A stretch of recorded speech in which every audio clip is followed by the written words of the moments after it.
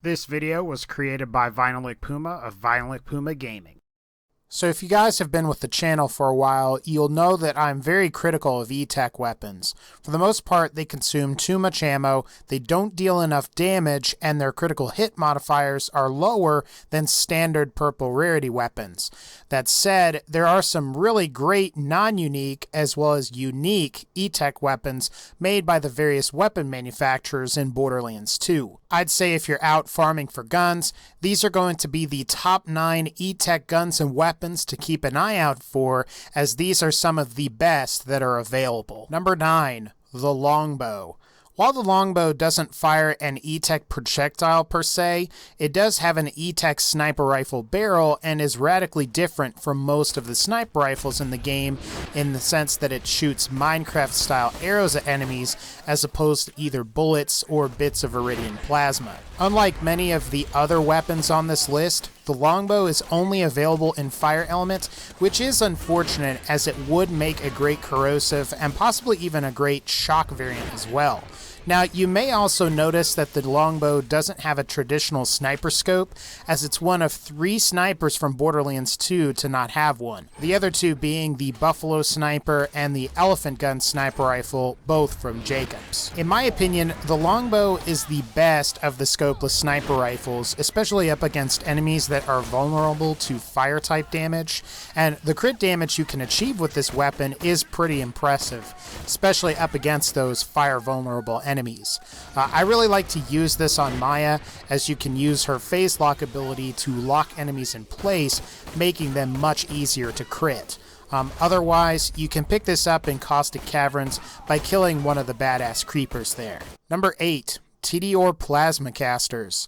I am a big fan of TDR SMGs, and the TDR Plasma Caster is actually really a worthy upgrade in terms of overall damage and magazine size. TDR Plasma Casters are also superior to their purple rarity TDR SMG counterparts in the terms of reload damage as well. It's just that you're consuming more ammo per throw than you would with a regular TDR SMG. You're also consuming more ammo than you would if you had the legendary Baby Maker, but I would say you're actually dealing the same and sometimes even more damage per reload, as the Baby Maker's reload requires both of the child copies to hit the target to deal the maximum amount of damage. You only have to worry about one projectile with your Plasma Caster. It's also nice that these come in multiple elements, and they can be easier to acquire than the Baby Maker as well, especially since you can get Plasma Casters by spending golden keys or just from random loot sources. While you're not getting the best damage or best ammo consumption per reload, TDR Plasma Casters are a great source of consistent and reliable damage output. Number 7, Hyperion Plasma Casters. As far as Plasma Caster SMGs go, while I like the ones from Maliwan, I think I definitely prefer the Etech weapons from Hyperion. This is mostly because Hyperion weapons in general become more accurate as you fire them and become great for running and gunning, so to speak. Like TDR Plasma Casters, these come in all elements as well. Otherwise, there isn't a whole lot to Hyperion Plasma Casters other than that they are great weapons. Now, I suppose it is also worth mentioning that there is one unique variant Hyperion Plasma Caster called the Yellow Jacket that is available with the Big Game Hunt DLC for Borderlands 2. Unlike normal Hyperion Etech SMGs, the Yellow Jacket can come in only shock and has a purely blue aesthetic, which is kind of weird when compared to Hyperion's traditional yellow aesthetic. The projectiles also start out slow initially and increase in speed as they travel through the air. For this reason, the Yellow Jacket is bad to use from a distance, but becomes a great option when close up to enemies. Overall, definitely check out Hyperion Plasma Casters if you get the opportunity, as they can drop from any suitable loot source. And if you're curious about the Yellow Jacket, it can drop from Jackenstein in the Big Game Hunt DLC. Number 6, the Maliwan PBFG Launcher. So as you can probably tell by the name, the PBFG is inspired by the Doom franchise's BFG 9000 and functions in a much similar way. The PBFG is also a poor man's Norfleet and also functions in a much similar way to the Norfleet from Borderlands 2. Instead, you just get one projectile with the PBFG as opposed to the 3 that you get with the Norfleet. Now, when PBFG rockets collide with surfaces or targets, they explode and deal damage to enemies via these blue orbs, much like the Norfleet does. Like many of the other Etech weapons on this list, and since these are non-unique weapons, the PBFG can come in all elements, and the PBFG can come from any suitable loot source. In my opinion, while the PBFG is great, there are definitely better choices out there for Etech rocket launchers, and my biggest issue with this weapon is that it just consumes too much ammo. Number 5, the Slow Hand. So the Slow Hand is a Moxie Etech shotgun that heals the user for a percentage of damage it deals to enemies. And what's also nice about the healing effect is that it is passive like the Grog Nozzle or the Hail Assault Rifle, so you can heal from both melee and grenade damage as well. Overall, the Slow Hand deals a decent amount of damage, and while it can't deal critical hit damage to enemies, it's vastly superior to other Etech shotguns because the projectiles don't travel in an arc, which significantly increases the Slow Hand's range. That said, the Slow Hand does have its fair share of problems. One of the biggest problems with this gun is the weapon's reload speed, and like many other Etech weapons, the ammo consumption is relatively high.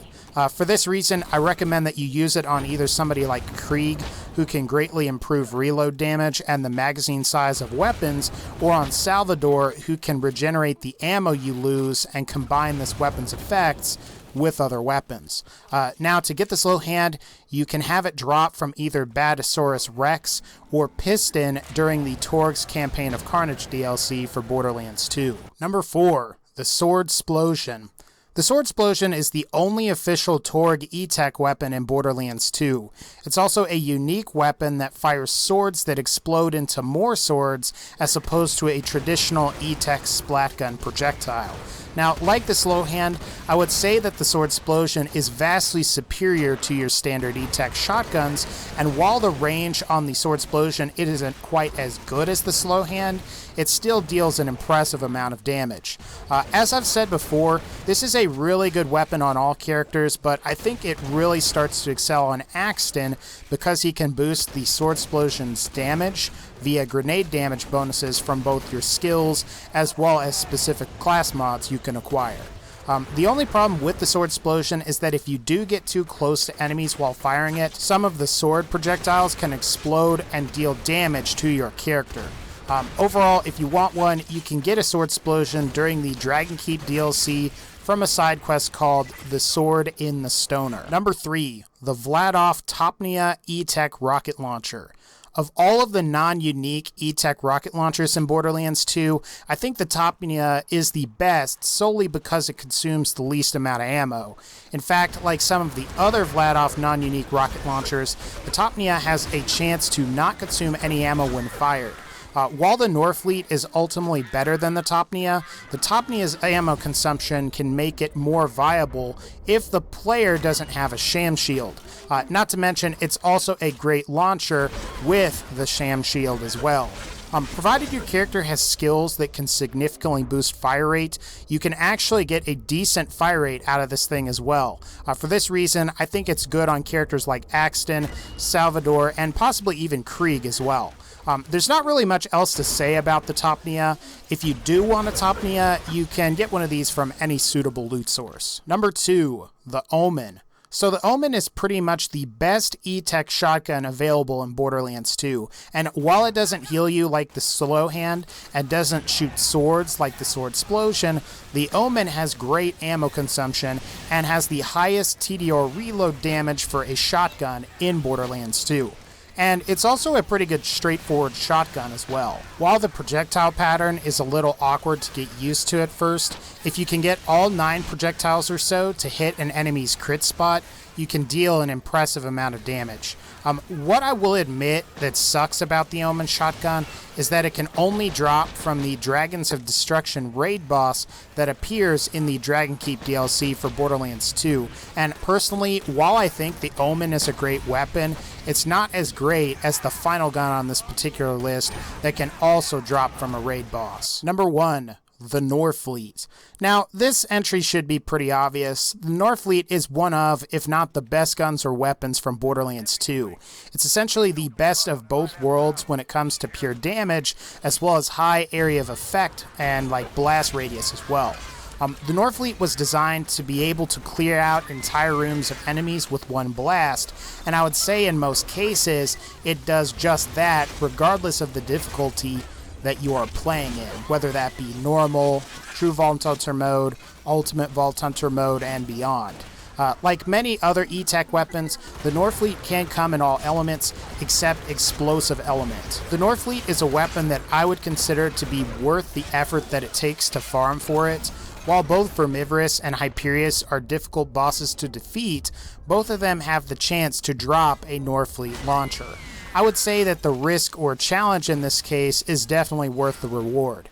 After all, the Norfleet is a great weapon. Anyway guys, that's going to pretty much wrap up this particular video. If you like this video, please be sure to leave a like and let me know what is your favorite Etech weapon in Borderlands 2. As always, take care and I'll see y'all next time.